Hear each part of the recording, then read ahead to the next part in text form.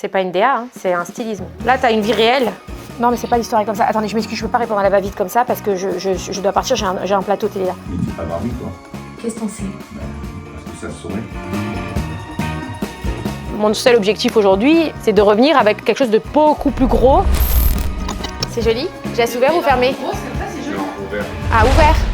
Tu vois, mon mari me connaît. Non, vas-y, ferme pour voir. Non, j'ai pas vu fermer. Alors, fermé. Non, je préfère fermer. Non, c'est mieux, fermé. Surtout en plateau, assis, fermé et tout, c'est mieux. Assis-toi là-dessus. Il faut regarder comment ça fait quand elle est assise en plateau. Oui, mais quand ça Bah, soit ouvert, fermé, c'est comme ça. Soit ouvert, c'est comme ça. Ferme là, referme. Ma fille. Montre à ta fille. Ah, j'ai dit que je préférais ouvert parce que c'est serré, ça fait. C'est ma vie, tu vois, elle me connaît trop. Tu vois, tous là, vous me connaissez pas. Il n'y a que elle qui me connaît. Qu'est-ce que tu manges, toi? Tu manges une crêpe au Nutella? On est au régime, on a dit? Toi, t'es au régime. On est censé faire un régime collectif. Bon, ok, je garde fermé, pour l'instant. Pour toi, tout à l'heure, je reste ouvert. Là, c'est juste pour sortir, pour faire dans le taxi, tu vois, parce qu'il va me prendre pour... Et t'as vu que j'ai trouvé les chaussures assorties ou pas? Ouais, oui. Très raccord. T'as vu la classe ou pas? Pourquoi vous rigolez? Non, parce que la DA est drôle. C'est tout en rose. C'est pas une DA, hein. C'est un stylisme. Mon look n'est pas une direction artistique. Ça, c'est pour tes comptes Instagram. C'est la direction. Là, t'as une vie réelle, tu vois? Bon, allez, je dois descendre à 30. Ah, mais il est déjà là. Tu sais que je suis complètement fan de Zara. Bah, en vrai, c'est hyper efficace, hein. Mais c'est méga efficace. C'est simple. Bon, par contre, je crois que j'ai fini là. Tu sais de quoi ça va parler un petit peu ce soir ou pas du tout? Si, j'ai les sujets avant, bien sûr, on sait de quoi on va parler. Mon sac à main, il est où? Et je mets une veste quand même, non? Je vais Bah, pas dehors, il sortir fait comme pas ça. chaud. Hein. J'ai bien fait ou pas? Qu'est-ce qu'il y a? C'est Mathias, il se fait arracher sa dent. Mathias, il se fait arracher la dent pour 15 jours d'arrêt maladie. Viens voir, s'il te plaît. Oh non, il m'a saoulé lui, hein, journaliste. Oui, allô? Alors là, vraiment, j'ai 2 minutes par contre. Non, mais c'est pas l'histoire comme ça. Attendez, je m'excuse, je peux pas répondre à la va-vite comme ça parce que je dois partir, j'ai un plateau télé là. Je m'excuse, je dois partir en plateau, je peux pas... Merci à vous, au revoir, au revoir. Allez, j'y vais. Bisous. Allez, bisous, courage.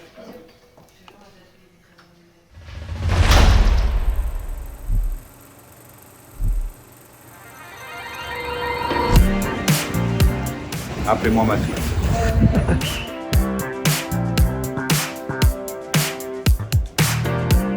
Regardez Steph, il a la veste de Matrix.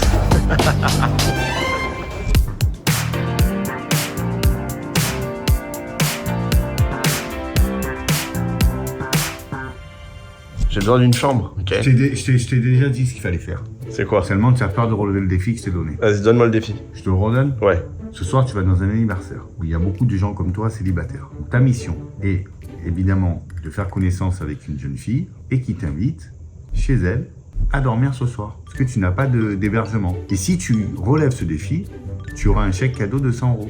T'es d'accord avec ça, Mag?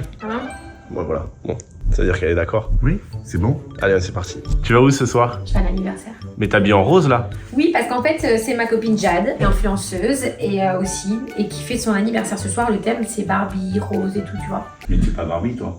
Qu'est-ce que t'en sais? Ben, parce que ça se saurait. Mais toi, Steph, t'as pas respecté le thème, là? Mais moi, je suis pas Barbie. T'es quoi? Ben, je suis... C'est l'élu. Ben, je suis Stéphane Tourine. Mais moi, j'ai envie d'être Barbie ce soir. Mais tu n'es loin d'être Barbie. T'es méchant.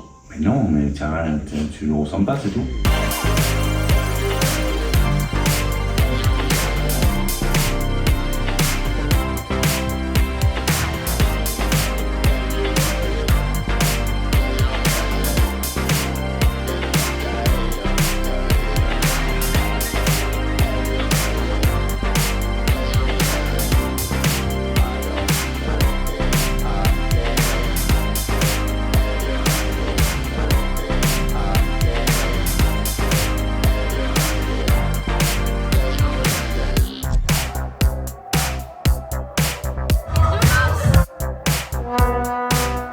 Bon alors, moi je vais faire mes messages parce que là, c'est une catastrophe ce que j'ai fait. Qu'est-ce que tu veux, Magali? Alors, je voudrais des yeux de chat, mais quelque chose de très simple parce que c'est une conférence, Ouais, hein, je vais pas oui, faire de la télé ou quoi, tu vois. C'est bon, j'ai fait Ruby, elle me fait confiance. Bah, si Ruby te fait confiance, moi aussi.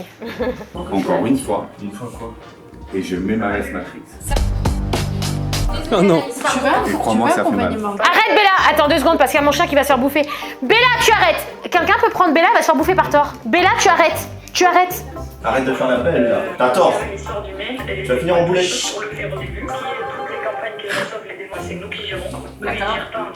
Ok.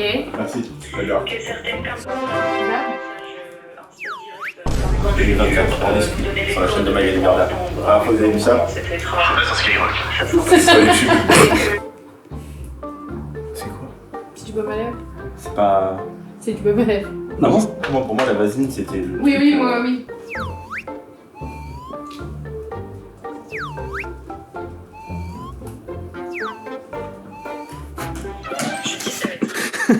Vers le haut. Ok.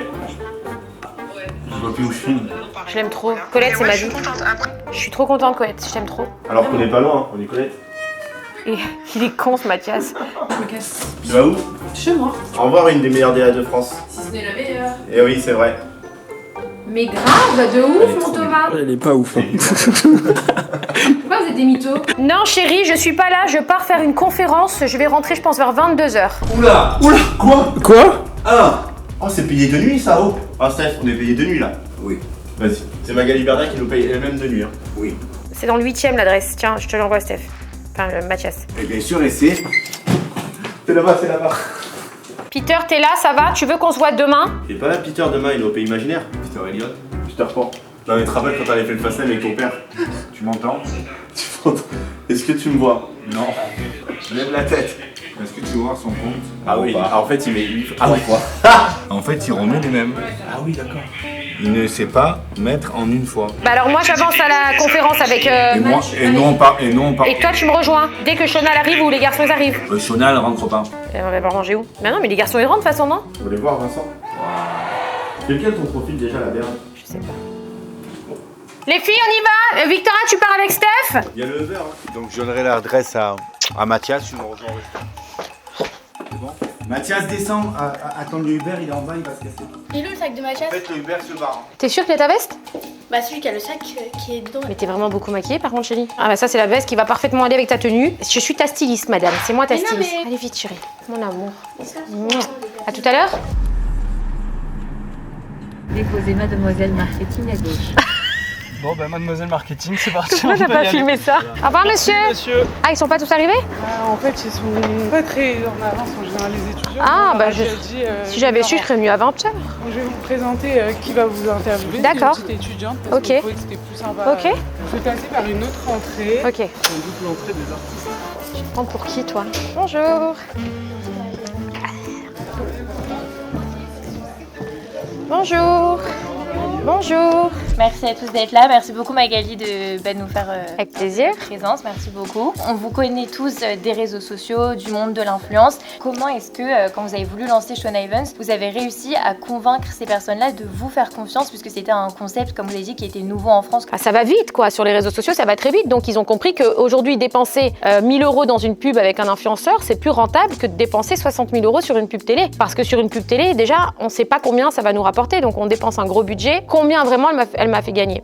On ne sait pas le dire. Par contre, un influenceur, je vais dépenser 1000 €. Donc, déjà, c'est accessible pour tous. Donc, toutes les petites entreprises pouvaient se lancer là-dedans. Et avec le code promo, je savais que ça avait gagné 3000. Non seulement je l'ai rentabilisé, en plus j'ai gagné de l'argent. Finalement, 7 ans après, le résultat, il est là. On se dit qu'effectivement, l'influence a du pouvoir. Moi, j'ai monté une entreprise, je l'ai fondée, je l'ai essayé de la développer au mieux. Ma société, elle a bien performé pendant 6 ans quand même. On peut pas être en France, dans un pays comme le nôtre, où il y a des contrôles, où tout est exposé, tout est surveillé. En plus, moi, exposée. Ma société, surexposée. Mes influenceurs, surexposés. Pendant 6 années, et être là et faire tout et n'importe quoi et détente. Enfin non, ça marche pas comme ça. On est quand même dans un pays qui est encadré. Et justement, quand vous travaillez avec des influenceurs, comment est-ce que vous les choisissez? Est-ce que vous avez des critères prédéterminés? Vous analysez chaque profil?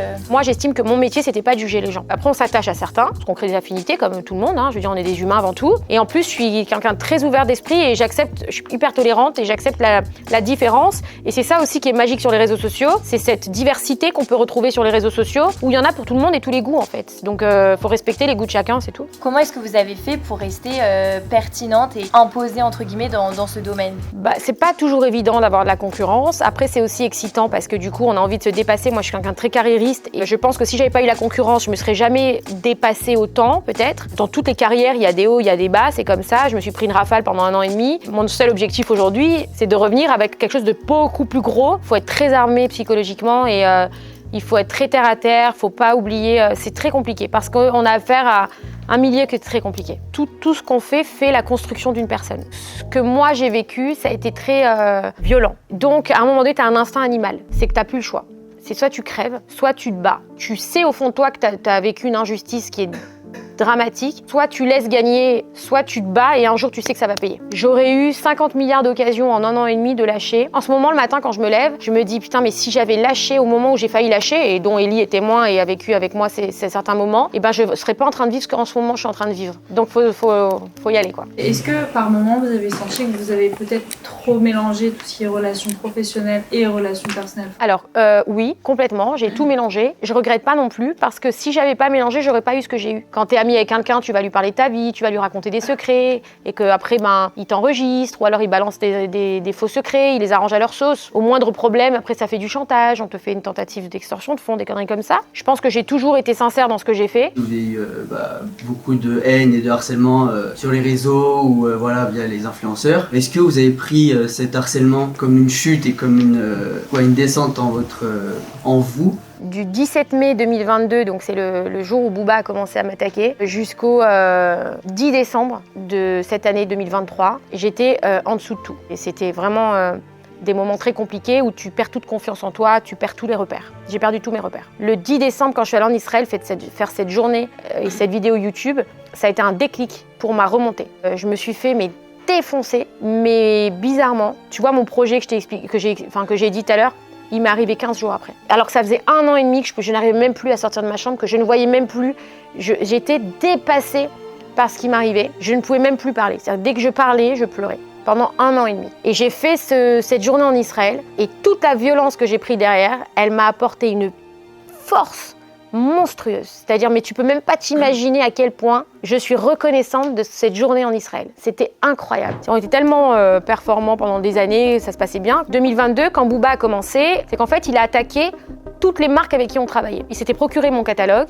Dès qu'un influenceur de chez nous postait pour la marque, cette marque travaille avec Magali Berda, il faut lui lancer la malédiction. Et donc là, il y avait des robots qui envahissaient les comptes de la marque de mauvais commentaires en disant que c'était du dropshipping, alors que pas du tout, c'était fabriqué en France, pour les salir, pour que aucune marque, même si elle m'adorait depuis 6 ans et si on a fait beaucoup d'argent ensemble, elle vient, elle te dit mais moi je peux pas payer pour me faire défoncer, enfin c'est pas possible et ce qu'on peut comprendre. Donc oui, à un moment donné on a failli tout foutre en l'air et dire ok on abandonne, on laisse tomber ça y est, on a marre, et je pense que beaucoup de gens l'auraient fait. Finalement on se dit non, on va se battre, on va aller en redressement, on va continuer le redressement, on va essayer de s'en sortir, on va essayer de se relever, on va essayer de la sauver cette boîte parce que c'est injuste ce qui lui arrive et qu'elle mérite pas, parce que la boîte pour moi c'est une personne à part entière. On n'a pas fait tout ça pour se faire lyncher, donc le redressement a été jugé le 7 novembre, on est encore là, mais on se lève tous les matins, on se couche à pas d'heure, on n'arrête pas, on est non-stop sur le boulot. En fait, on a quelques influenceurs qui sont toujours avec nous, beaucoup de nouveaux. C'est un nouveau marché. Tout modèle économique a une évolution et chaque fois, tu dois te remettre en question pour évoluer et changer et accepter la diversité. Le but, c'est pas de pleurer et de se malamenter. C'est extraordinaire ce qu'on a fait. C'est magnifique. C'est-à-dire, personne n'aurait imaginé faire un truc pareil. T'imagines, la boîte, elle est montée à 42 millions d'euros de chiffre d'affaires. C'est-à-dire que même moi, tu m'aurais dit ça il y a 8 ans en arrière, je t'aurais dit ouais, d'accord. Et maintenant, il faut perdurer, il faut se remettre en question, il faut réfléchir. C'est comme ça, c'est la vie de l'entrepreneuriat.